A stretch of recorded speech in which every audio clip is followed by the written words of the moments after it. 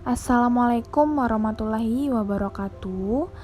Kembali lagi bersama saya Evelyn Zulika Putri NIM 1814080029 dengan dosen pengampu Ibu Dr. Miliasari SPD MSI.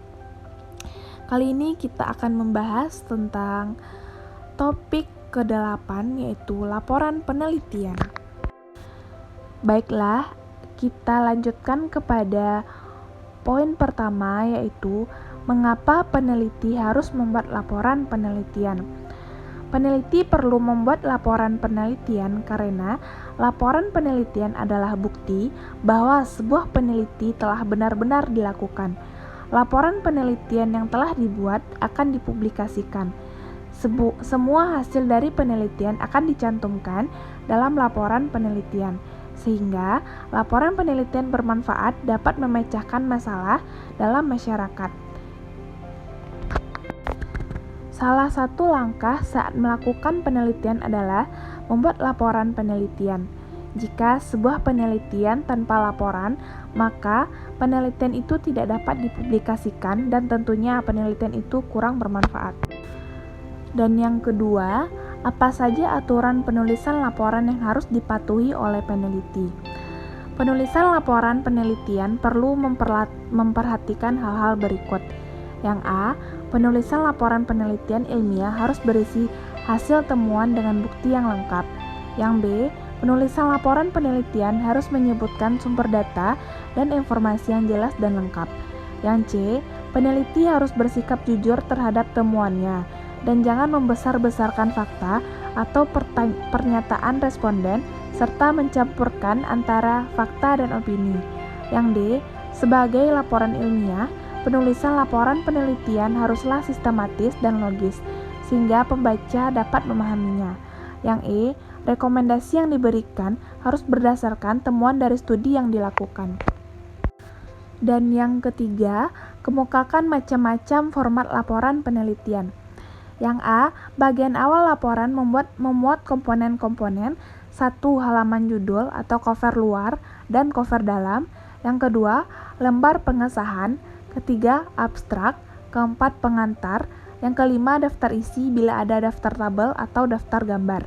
Yang B, bagian inti atau isi laporan mencangkup komponen-komponen. Pendahuluan. A, latar belakang masalah. B, rumusan masalah. C, tujuan penelitian. D, manfaat penelitian. Selanjutnya, kajian pustaka. A, kajian teori. B, penelitian yang relevan. C, kerangka berpikir. D, hipotesis tindakan. Yang ketiga, pelaksanaan penelitian.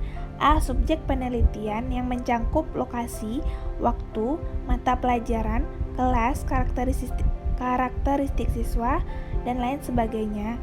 Yang B, deskripsi per siklus kegiatan atau rencana pelaksanaan, pengamatan, pengumpulan, dan pengolahan data refleksi. Yang keempat, hasil penelitian dan pembahasan. Yang A, deskripsi per siklus atau data tentang rencana, pengamatan, pelaksanaan refleksi, keberhasilan, kegagalan lengkap dengan data. Yang B, pembahasan dari setiap siklus. Yang kelima, kesimpulan dan saran. A, kesimpulan. B, saran. C, bagian akhir laporan terdiri atas komponen-komponen. 1. Daftar pustaka. 2. Lampiran.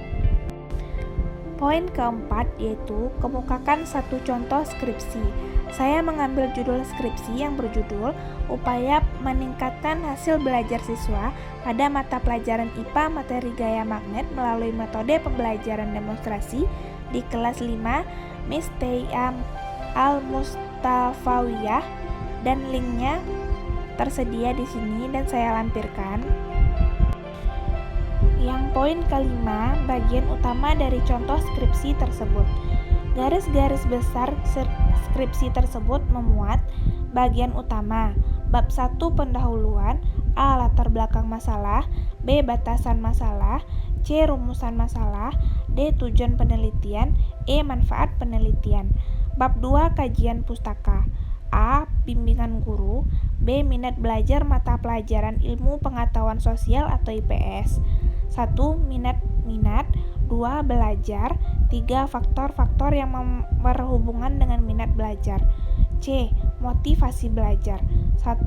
Pengertian motivasi belajar. 2. Bentuk motivasi belajar. 3. Unsur-unsur yang berhubungan dengan motivasi. 4. Motivasi belajar ilmu pengetahuan sosial atau IPS. Yang D. Prestasi belajar. 1. Pengertian prestasi belajar. 2. Faktor-faktor yang berhubungan dengan prestasi belajar. E. Kerangka berpikir. F. Hipotesis. Bab 3. Metode penelitian. A. Jenis penelitian. B. Jadwal penelitian. C. Subjek dan objek penelitian. D. Populasi, sampel dan teknik pengambilan sampel. E. Metode pengumpulan data. F. Data yang diperlukan. G. Variabel penelitian. H. Pengukuran variabel penelitian. I. Pengujian kuesioner. J. Teknis analisis data. Dan bab 4 gambaran umum. A. Lingkungan sekolah. B. Identitas sekolah. C. Visi dan misi. D. Tujuan. E. Keadaan sekolah. F. Personil sekolah. G. Peserta didik. H. Kerjasama. I. Prestasi sekolah. Dan bab 5 analisis dan pembahasan mencangkup A. Deskripsi data.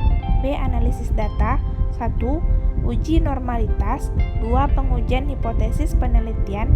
Dan C. Pembahasan hasil penelitian. Dan bab ke-6 kesimpulan, keterbatasan penelitian dan saran. A. Kesimpulan. B. Keterbatasan penelitian. C. Saran. Poin ke-6, apa saja bahan penunjang yang perlu ada dalam laporan penelitian tersebut? Bahan penunjang yang ada: A. Kata pengantar. B. Daftar isi, daftar tabel. C. Daftar pustaka. Dan D. Daftar lampiran. Baiklah, saya rasa cukup sampai di sini penjelasan dari saya. Kalau ada kata-kata yang salah, mohon dimaafkan. Wabillahi taufik wal hidayah. Assalamualaikum warahmatullahi wabarakatuh.